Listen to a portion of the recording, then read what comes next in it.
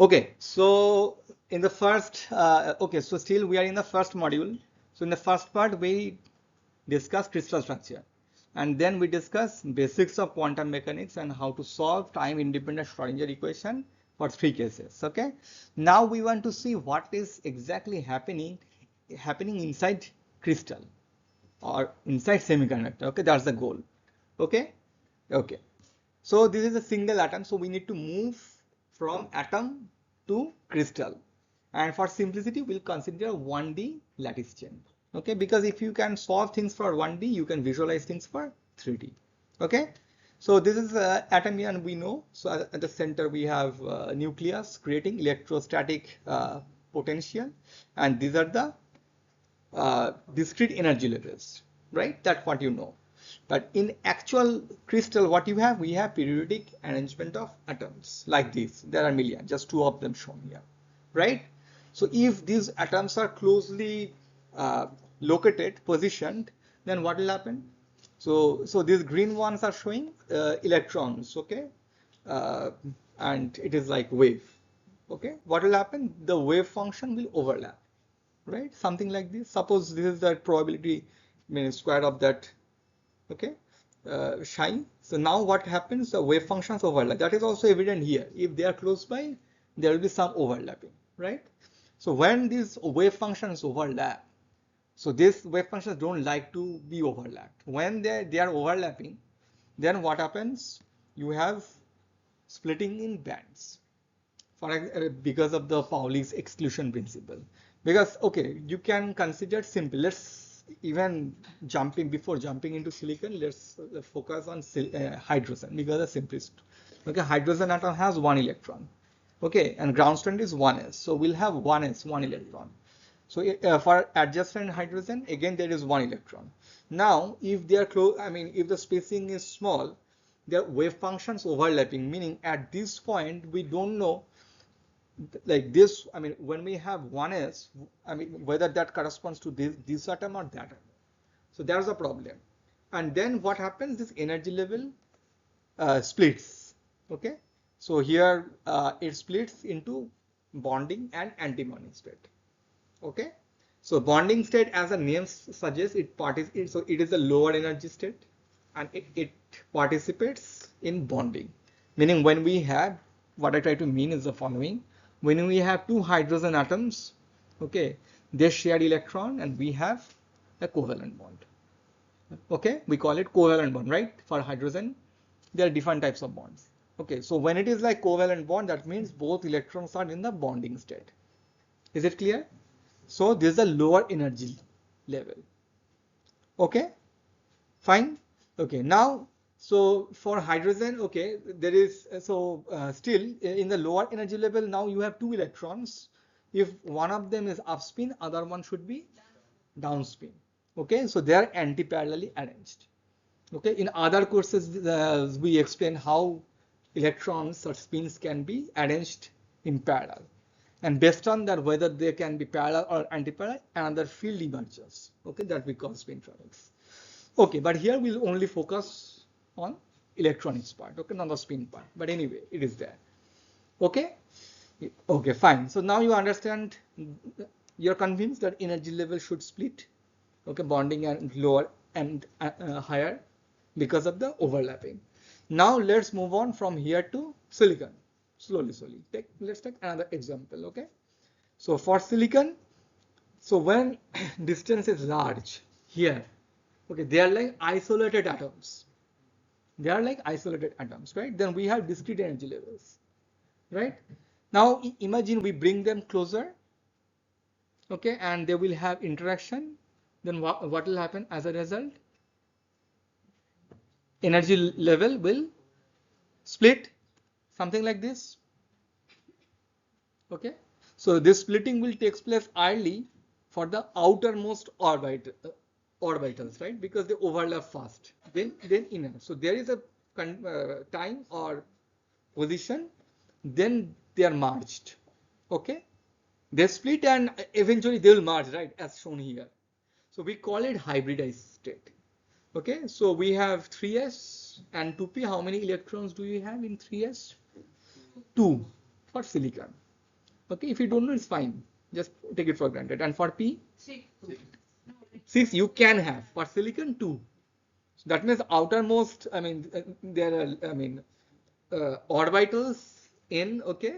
So here in the third shell, there are 4. 2 from S and 2 from P, okay. Now they will hybridize and they will form sp3 hybridized states. So this is what happens here. You are aware of in class 12 or maybe 11, you have learned hybridization, different types of hybridization. That's the basis. Okay, that's why things hybridize, or I mean energy levels hybridize. Okay, okay, but still this is not the right atomic distance for silicon. It is slightly lower than that. So initially we are splitting, I mean discrete energy levels. Now they are combined, formed hybridized state. If the atomic distance, if you lower, I mean make the distance smaller, what do you get? This further should split, right? Do you agree? Okay, this should split something like that. Do you agree or not? Do you agree? Yes. So now, we observe that again some sort of bands form, but between the bands there are gaps. Okay, or forbidden, we call it forbidden energy, forbidden, okay, energy, or we call it band gap. So the upper one is known as conduction band, lower one is known as valence band. Okay, so here for silicon we have 4 states, right? If we have one silicon atom, so if we have n number of atoms interacting, then here we'll have 4n number of states. There we'll also have 4n number of states. Is it clear?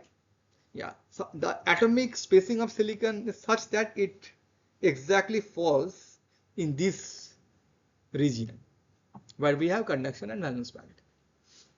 Okay. Also, we will have other bands from other energy levels. Okay. Maybe this will also split. This is a schematics. Okay. If you want to see the actual band diagram, you need to, I mean, this is a schematics. But is the idea clear how band forms? This is very intuitive way of explaining. Okay. If you really want to calculate the band structure, then we need to do a tight binding model, DFT calculations. We need to solve Schrodinger properly, which we will not do. So this is the intuitive understanding, and we'll later try to solve very simple Schrodinger equation with periodic potential to get an idea. And that should be enough for this course. Is this idea clear?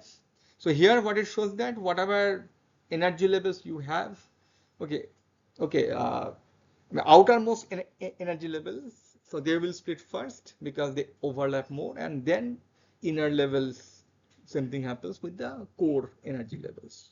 Okay, is it fine? Okay, so here now you know what is conduction band, what is valence band, and the gap, band gap.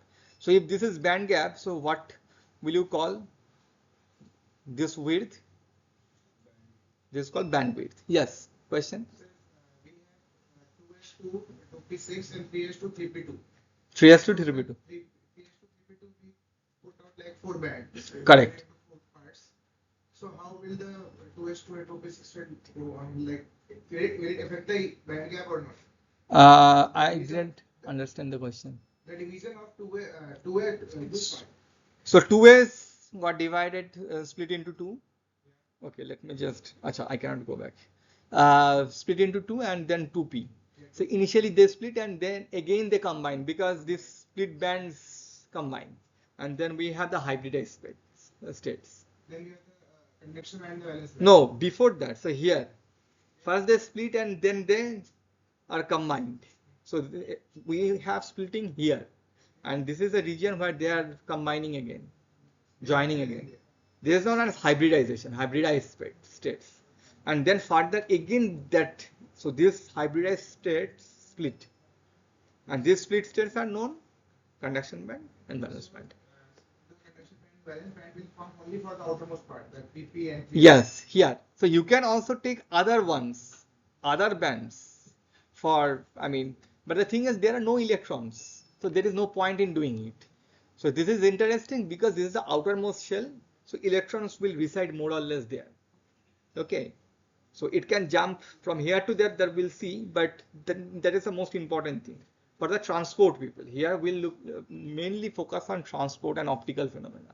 But there are also other examples where core electrons are excited. There are different, but that is out of the scope of this class. Okay, so here mostly we are will concern the outermost electrons, and we also will define something called Fermi energy level near the Fermi energy level. Okay.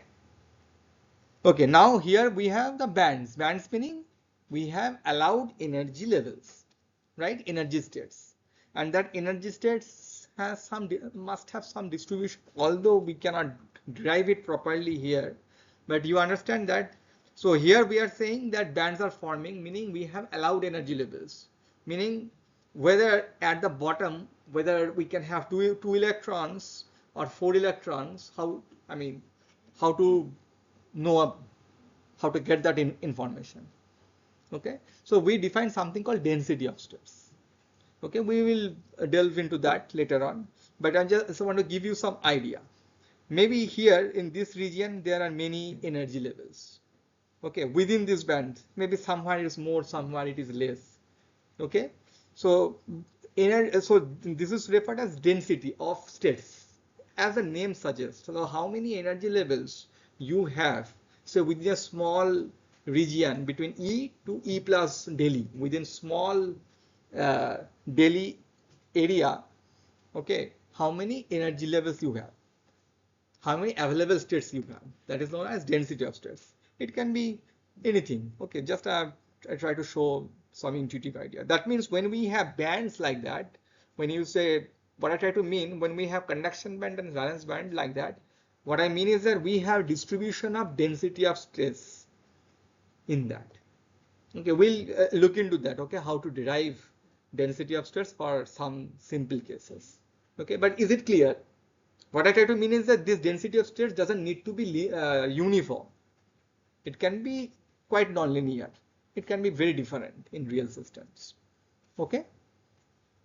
So, but at the core, so each energy level, so we have discrete energy levels. So you can think it in this way. At the core, we have discrete energy levels, and gradually, as you as you go higher in energy, you get allowed energy levels where you have distribution of density of states. That's what I mean. Okay. Any questions? So this is an intuitive picture.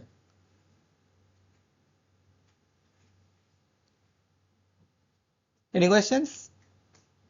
Fine? Yeah.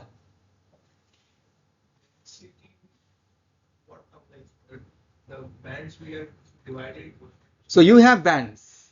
So here I'm just saying that we have conduction and valence band. Okay, some band width. Now I'm asking, within a given energy value, how many states do you have? 1, 2, 5, 10, 100, and whether the states are uniformly distributed also. What is the distribution of the states? That is a question that we cannot tell from this. But what I'm saying is that distribution, so we must have a distribution. So within the bandwidth, there is distribution of energy levels. Okay, and that we are defining with density of states, meaning here when I'm saying density of states, meaning it is the number of energy levels, allowed energy levels between E to E plus Delhi within the small volume, or anyway within the small region, how many energy levels you have. How to derive that we will do, but this for the understanding purpose.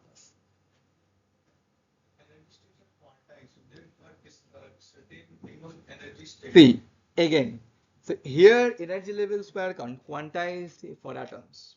When you bring atoms closer, so this energy level split.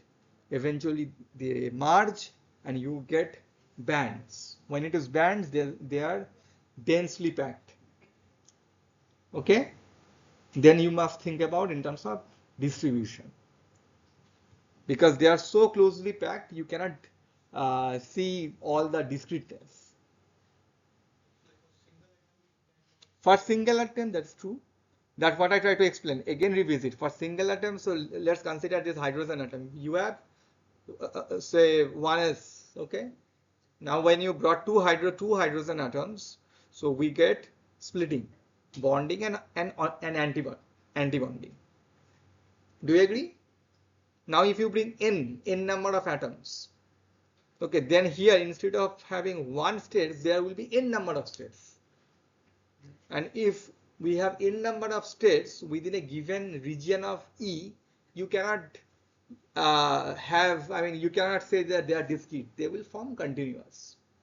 And that is the basis of saying we have a band. Instead of having discrete energy levels, we have formation of bands. And importantly, between the bands, you have gap. So you have bands, bandwidth, band gap. Okay? Anyway, so we will again delve into that in next slides mathematically. Maybe that will help you. Okay? Okay. So now, so this is the atom, okay, single atom, and this is the potential. Coulomb's potential 1 by 4 pi epsilon 0, 1 over r. So 1 over r is here. So it is minus 1 over r, okay? Because of, okay, you get the point. So there is a single atom, but we are interested in, so we know what happens for single atom. Energy level is discretized like hydrogen atom, right? That you know, at least aware of, okay? Now the question is if you have many atoms. So previously we tried to understand it intuitively. Now we need to do a little bit of maths. Okay, we need to understand with the help of equations. Okay. Okay. So now these are chain of atoms. So 1D for simplicity. Okay. So we will have potential profile like that, something like this. So we call it periodic potential. All okay.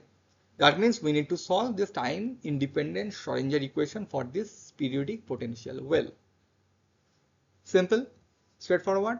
So previously you have already solved for 3 cases, and you must have studied from books, and there are many more examples, right? So this is one of them. Okay, but here there are many. So where will you solve this?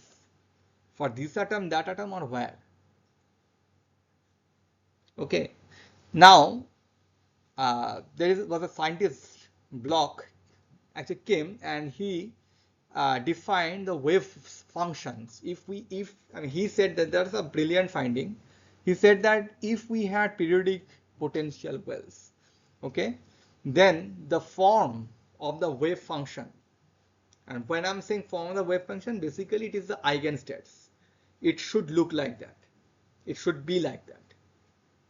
Why? How? That is out of this, out of the scope of this class. Okay, but that is what he has derived. That derivation is not very difficult, but anyway, let's not do it because we can take it for granted. We need to understand what it actually meant. So here, what is said that these are known as Bloch states. Okay, so essentially these are periodic function. This u of x, this is any periodic function, sine, cos, whatever, any periodic function. Periodic function meaning sin x plus L naught, if that is the periodicity or lattice constant. Okay, you got the point. If ux is periodic, then can I write it? Yes, no? Yes, it's simple, right? Okay, so what is said that you take a periodic function and you multiply with this type of phase term, e raised to minus ikx. Actually, this is familiar to you already.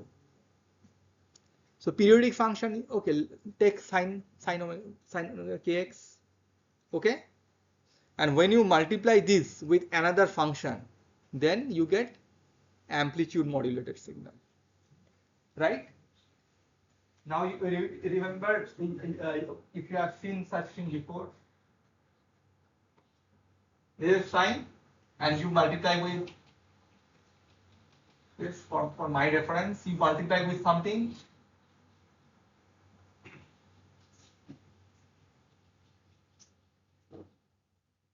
Okay. So these are the things you have already seen, right? Some sort of wave packet sort of thing. coming. Okay. So this guy is periodic. This whole packet is periodic. Amplitude modulated. That's what he derived. Okay. If this is the case, okay, if this is the case, then I can write psi x plus L naught. You can write x plus L naught. You put x plus L naught here and here. Okay. If you put that, then this is what you will get. Okay. These are the two forms, two versions of same equation. Because here you will have u x plus x naught, sorry, x plus L naught, that will again be u, and the first term will be this. Okay. You can verify it.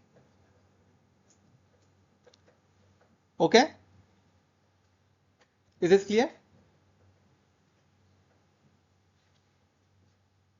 Is this clear?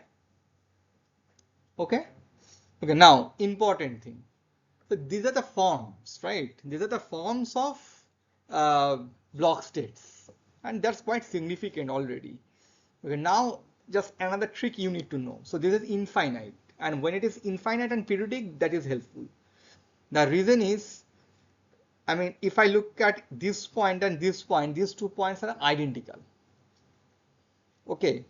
So that means this, I mean, the wave function at x equals to x, some point, should be same as x equal to x plus lattice constant. Do you agree or not? Meaning, so suppose we have periodically arranged atoms here, right? So whatever wave function I have here, we must have same wave function here, because this and that both are identical. Simple logic. Do you agree or not?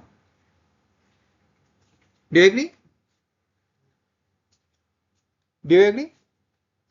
That means if they are same, e raised to I k L naught must be 1. Right? Yes, this is called periodic boundary condition. We are now imposing this boundary condition. So this is periodic. So whatever, so we have this periodicity in our lattice. Okay, and we use this as our boundary condition. Otherwise, it's a problem. We have infinite number of particles. How will you solve?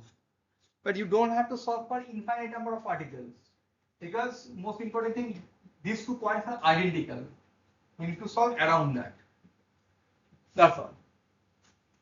Okay, but this gives you something very interesting, fascinating.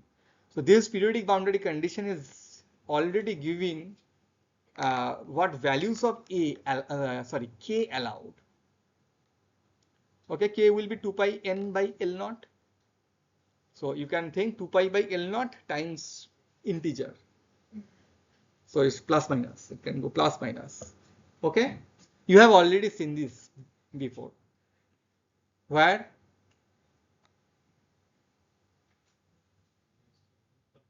Fourier transform, right? Take 1D chain. You have done crystal structure. So when you do the Fourier transform, I think some homework problem was also given, 2 pi by d, right? Something like that. That same thing you are also getting here, meaning things are consistent. So this periodic boundary condition is very important. So whenever we have this periodic potential, we must use periodic boundary condition, and our crystal is like that. You always need to use this periodic boundary condition. Okay. Now we are almost set. So now, okay, even this, I mean, so it is like 1/r sort of thing, right? Bit complicated. Anyway, you can solve, but we can simplify this potential profile. Instead of having it, I just assume this is square well type of thing, because infinite potential well you have solved. Finite potential barrier you have solved. Barrier meaning it is high above, right? Well meaning it is below. It should be something like that. Only difference here, it is it is periodic, but you know how to handle now periodicity. That's all. So we are simplifying it because that will give us enough information. Okay, so this is known as chronic Penny model. So these two things are very important. even block states. So whenever you have crystals, block states will always come. Okay, and chronic Penny model is a simple toy model for 1D lattice chain. Okay, by which you will understand dispersion band, okay, band diagram, stuff like that. Okay, are you ready to solve? Because you have already solved, right? Similar thing. So now we'll just focus on this part, not the entire crystal. So there are two regions, right side and left side. Okay, so in right side potential is 0. We can assume 0. So here you can take anything, it won't change. Okay, let's assume this is 0, and here let's assume this u0. Okay, similar thing you have already solved, so we'll not spend much time. I just tell you how to do it. Okay, because solution is mathematically tedious but conceptually not. Okay, so this is the first part, right hand side. So potential is 0. You get this differential equation that you have seen several times in this class. Okay, and this solution is well known, and whatever alpha you have. So previously we wrote k, right? Anyway, we are writing k here, that's why I changed it to alpha. Is it okay? Simple, right? Good, you already have one. So next step, we need to do same thing here. Again, same story. We should have same story, but we have this E. But anyway, you have already done it for finite potential barrier. Okay, so something like that. So here we had alpha, now we have beta. So because beta square will now have this E minus V naught. Okay, so here the V was 0, so now beta square is 2m E, I mean within bracket E minus V naught by h over square. That's what you have. And solution, if this is the case, then this is the solution similar to that. Now here there are two cases, whether the energy is more than u or less than u. Okay, so you can define. So what I'm doing, I'm just giving general solution. You can take any of them. It should work. Mathematical things, but nothing complicated conceptually. Okay or not? I mean, in one case, I mean, it will be, you will have I, okay? Imaginary factor will come here. But overall, is a concept fine or not? You have the Schrodinger equation, so you will get this differential equation, you just solve. Essentially, you will have sine cos, and there are 4 terms. You just solve for it. That's all. Okay? Conceptually fine. So here, these are the mathematical thing you can check, you can verify. If there are mistakes, just let me know. Okay? There could be. If you find anything, let me know. Okay? Now what is our goal? So our goal is find eigenvalues. So some sort of eigenvector, this form is given. We need to know eigenvalues. Eigenvalue means energy. You want energy and you want to connect it to momentum. E versus K. I keep saying that momentum is important because if you know things in momentum space, that means you know more or less everything on the system.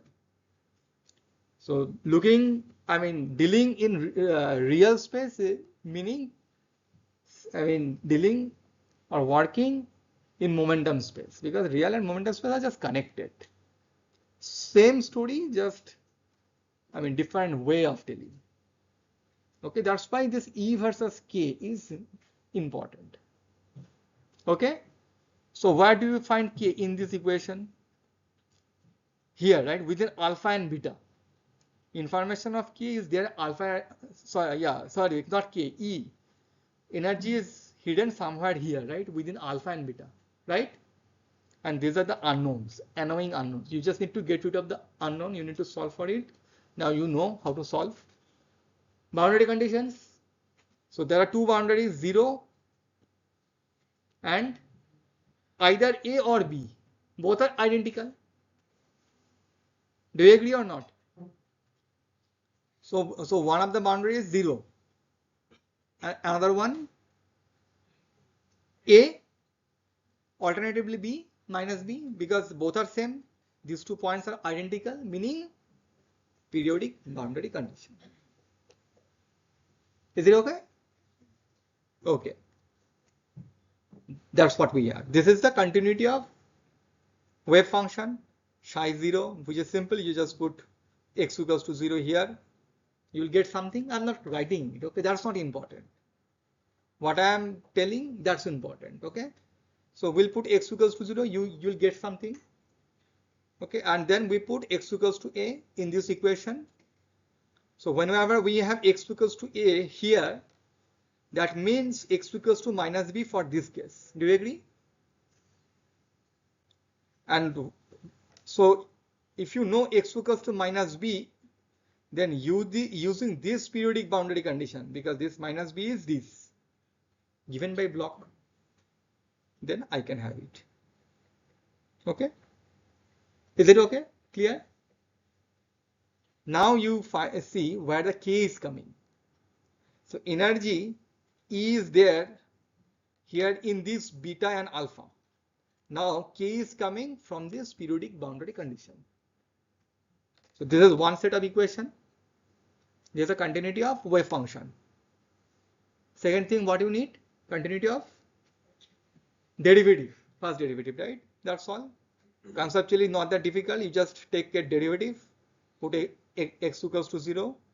Okay, you equate these two guys here and here, and do the same thing for x equals to a and minus b.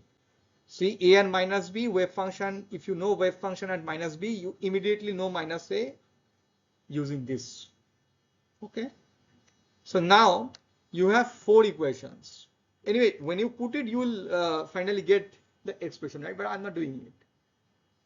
So overall thing is, so you have 4 equations to solve. And how many unknowns you have? 4. AR, BR, AL, BL. You can solve it. The solution might take some time, so we'll skip it because this is technical thing. This is not conceptual. This is like giving you, asking you to solve some equations. Okay, I'm sure you should be able to do it. It might take time. Yes, just 1 minute. It might take you some time, but you should be able to do it, right? Assume that we are able to solve anyway. I'm still typing. I'll share you with my notes, and also I'll tell you what to find things in book. Yes, question. Yeah, derivative d psi by dx. So here, so there's a continuity of wave function, and there's a continuity of the first derivative, d psi by dx. You do d psi by dx at x equals to 0 and x equals to a. X equals to a meaning x equals to minus b, because a and minus b, they are periodically connected with this periodic boundary condition. Okay, fine. Now if we solve these 4 equations, we will, so these are the 4 equations. I'm just defining something. These are the 4 equations. If you solve, you will get this solution. It might take you some time, but anyway, you will get this kind of expression. So why we have 2? Because previously you have, so we had the periodic potential. I mentioned whether the energy is above U naught or below U naught. But overall, so we are doing it simultaneously. So this is the form we will get. That's all. How? We are not deriving it in class, because I don't think there is any point in doing it. Only simple sum algebra. Okay, but we need to understand what is happening, what this equation is telling us. These are important things. Okay, so what we are doing, we are eliminating those 4 coefficients using these equations. That's all. And while we do that, we are getting this expression.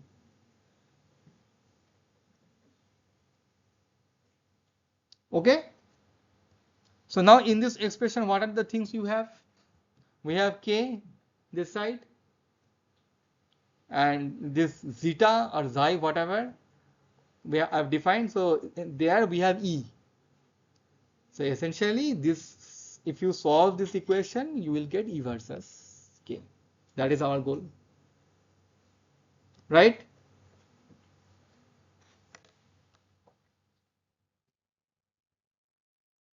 Okay, how do you solve this type of equations?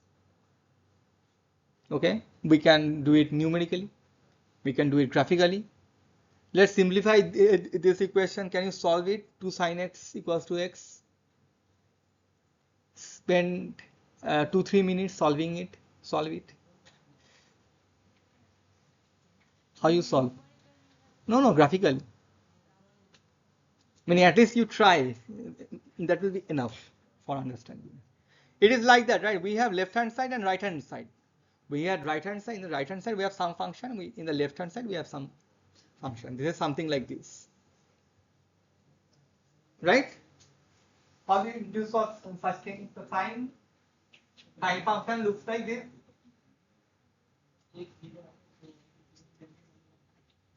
So this is 2. This is minus 2. Okay. You can also have it here. Then, right? So something like this, maybe you see something. So you get this intersection. Okay, and you get a solution. Right? Typical questions, right? Generally asked in GATE. You all have qualified GATE. Right? Okay. So now we have the similar equation. We can solve for it. It might look complicated, but we should be able to solve it. Okay. Okay. Now I'm telling you that this part is easy, right? This is just cos. Okay. So the value here, value of this function can be anything.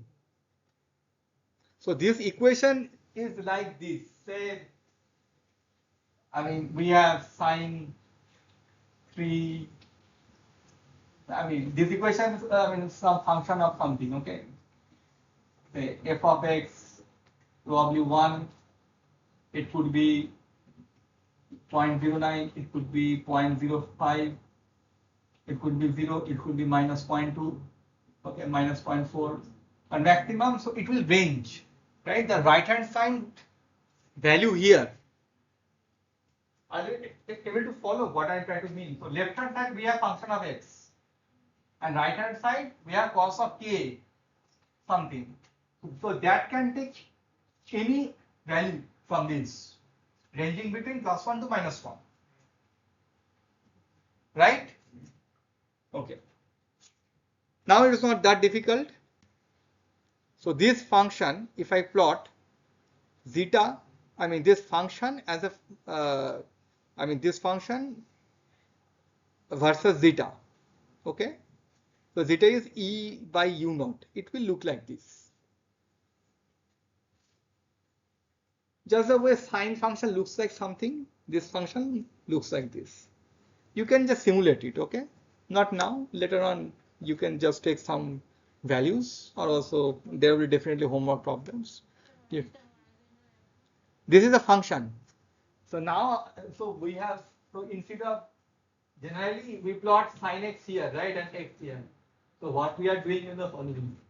We are plotting this sine x, meaning function of x in y, in x-axis, in this axis, and we are plotting x here, variable here. Flip the axis because of some, you'll get to know soon. Because you need to know E versus K. So in y-axis, that's why I already defined E, so that in the next step we can show how K should look like. Is this okay? Just the way sine function looks like something, this function looks like this, that's all.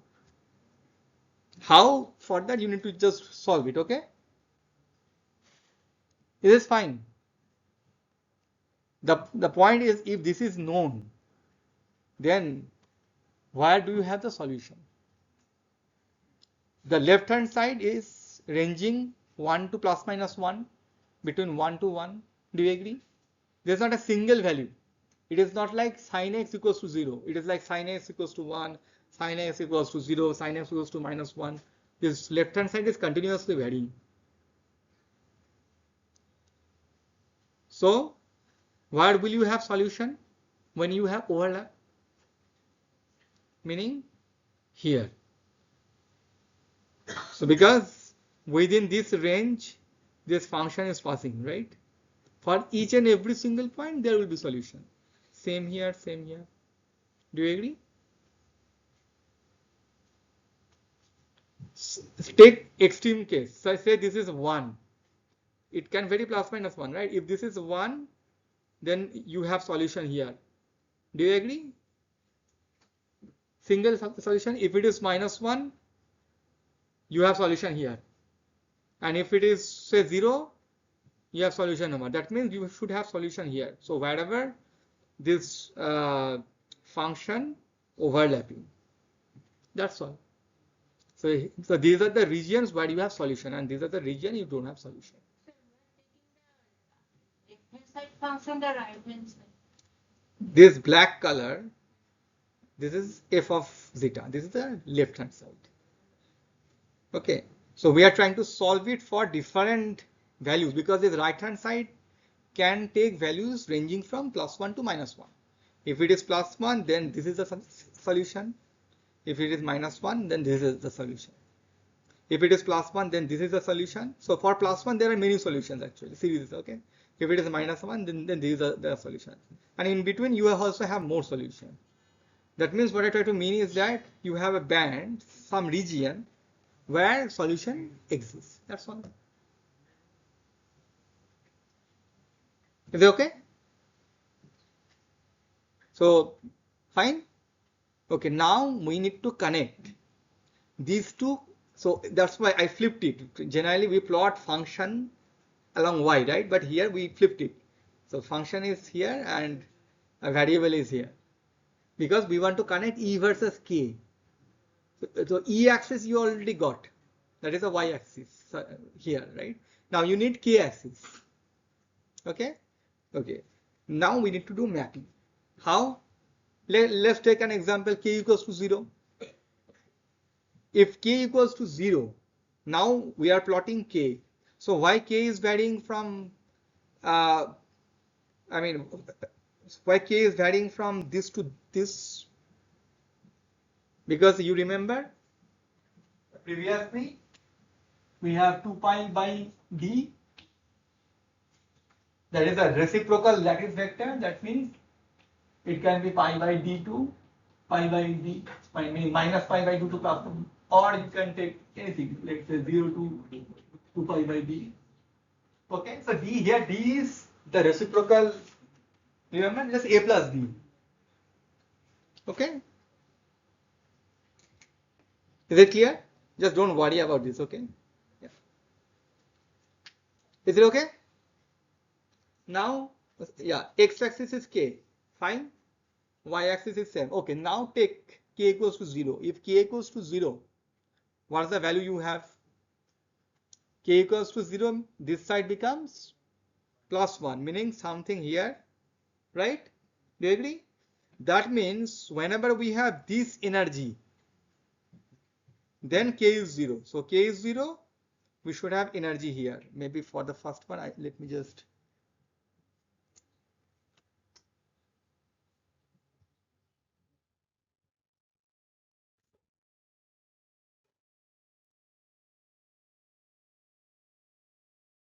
Okay, so this point now will come here. Okay, do you agree? K equals to 0, it becomes +1. So whenever we have energy, so that corresponds K equals to 0. Do you agree or not? So now take K equals to 0. Sorry, we took K equals to +1, right? So now take K equals to this one, pi by a plus b. What do you get? -1, right? -1 meaning here, right? So I just try to draw a straight line.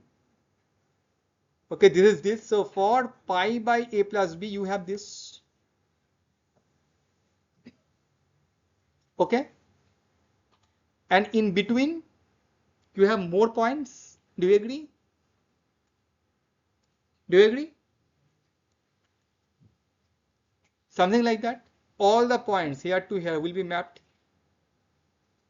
So now take each and every single point, then you get this kind of this kind of curve line. So you can also do same thing for minus value of k. So there will be symmetric. Is this clear? Now you have actually solved. You got E versus K. You got it for the first. Okay, first region. Clear? Now we need to do the same for this. So there are many solutions, right? Now you need to solve the same for this region. Okay, map. So this point k, the value is 1, so k equals to 0. So this is, okay, there's no -1 in between. You have whatever happening for plus k will be symmetric for minus k, of course. Something like this. Have you seen this kind of graphs before? You must have, right? This is how it's derived. Okay, so you can do the same for all possible cases. Okay, these entire points can be mapped here. You can just join them. Also same for these bands. So that means there are allowed energy levels here. Okay, we have shaded or shown with this shade. So within this allowed energy level, we always have dispersion, meaning E versus K relation. And there are gap opening at the boundaries. What is this boundary? That is called Brillouin zone. Now this Brillouin is the same as you have studied before. So we had the real space. Okay, single chain of 1D atoms. Reciprocal space will be chain of atoms, but the lattice vector would be 2 pi by d. Okay, so that is the boundary. Okay, that's why we are interested in this. Okay, clear? Okay, and in between what you have, energy gaps. Okay, so later on we'll see that there can be infinite number of bands, but whatever is related to the outermost cells, there also we have Fermi energy level. We'll define something called Fermi energy level. Those are the important bands. Okay, whatever activity happening with the electrons or carriers in those bands, they play significant role in transport measurements. Okay, particularly around the band edge. So here, so this is the entire K, right? Entire dispersion, particularly near this point, K equals to 0. It looks like, see, if I consider this is the result, this is the function that you can plot, then this is evident. This is just mapping. Okay, here I'm not, with the best that I could do. So there is no approximation here. Okay, this is evident. So naturally, whatever shape you get. Okay. So here near K equals to 0, it looks like parabola sort of thing. You can take that approximation. This is called parabolic approximation.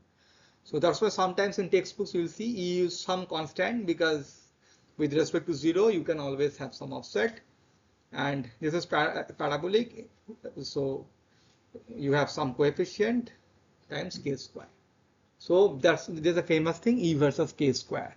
Okay, quadratic behavior, but that is happening near K equals to 0. Okay, so things will, if you really do it carefully, so it is a schematic, just using pen, you'll see that here it is like flattening. Okay, so it will probably look like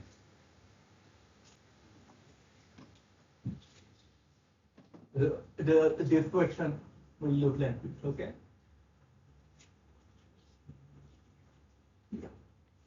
So here this is kind of flattening. Okay, and we have parabola somewhere here. Same thing. Yeah. Okay. Okay.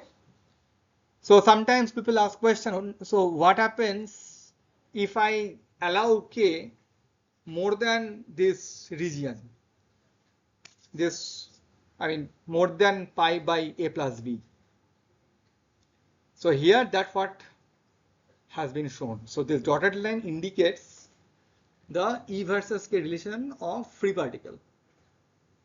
Okay, that you have seen, half mv square sort of thing. Okay, convert that in energy. Okay, so now, so if I take this one is the first, yeah, question. If I extend the K beyond the limit, so Mhm. in that E versus U naught plot, those points will also come into the picture.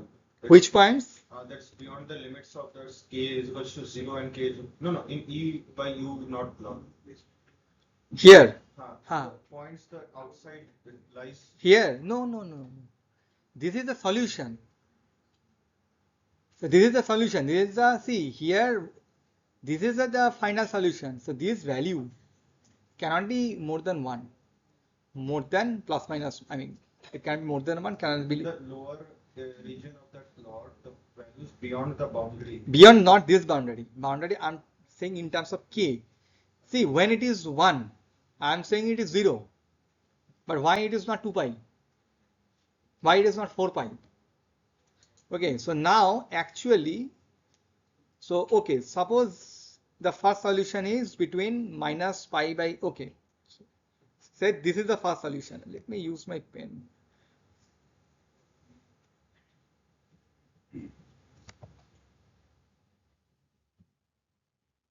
Okay, suppose this is my first solution. Okay, within this range.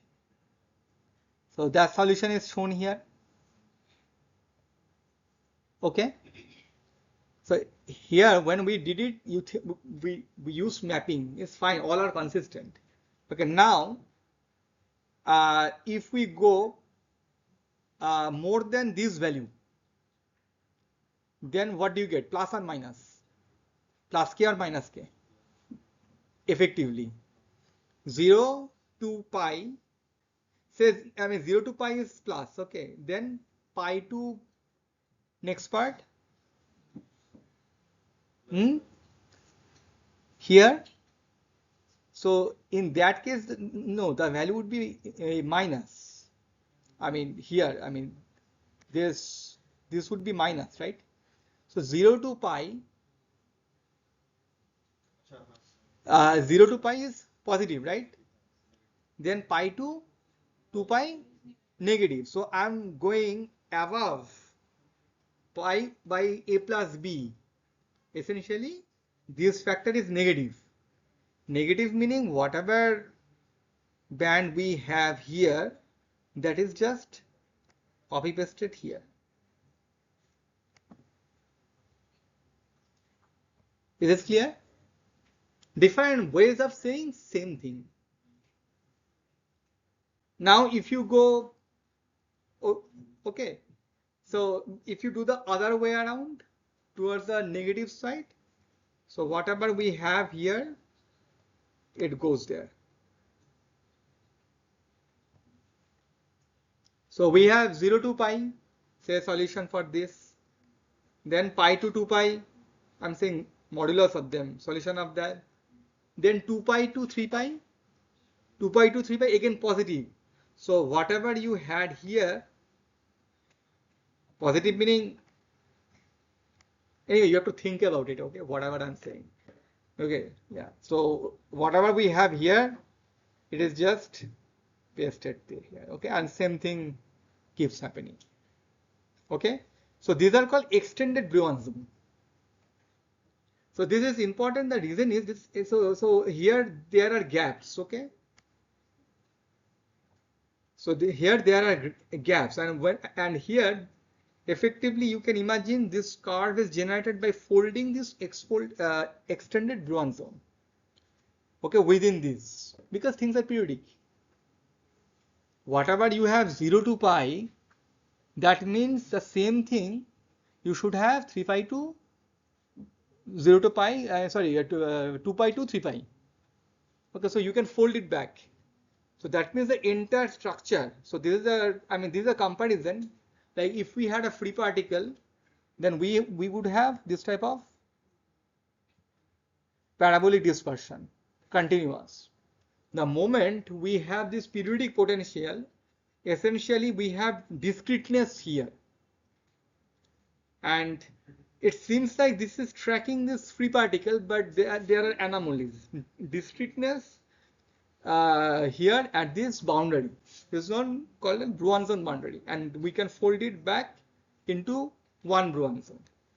And then you see the emergence of band, EK, how the I mean E versus K evolving for different bands. Okay. Yeah. So this is the fundamentals of fundamental understanding of band diagram. Okay, or EK relation or dispersion. Any questions here? Maybe you need more time. Okay. So it is like one-sided information being thrown because things are, I mean, interesting. Okay. So it takes time. Okay. Any good stuff takes time. Always remember. That's why Maggi takes 2 minutes to cook. But biryani takes 2 hours, 4 hours. Okay. So yeah, interesting thing always takes time. Okay, so I just stop here, but very briefly I'll show what is coming next. Little bit of group phase velocity, effective mass. Okay, these are the things we'll discuss, and we'll spend a bit more time on this EK diagram. Okay, and see the velocity because we need to know the effective velocity. Yeah, and yeah, so we'll discuss. Okay, the implication of the band diagram essentially. So in the next class, we have quiz, and after quiz, we'll continue, and this will be over. Okay, let me stop this video.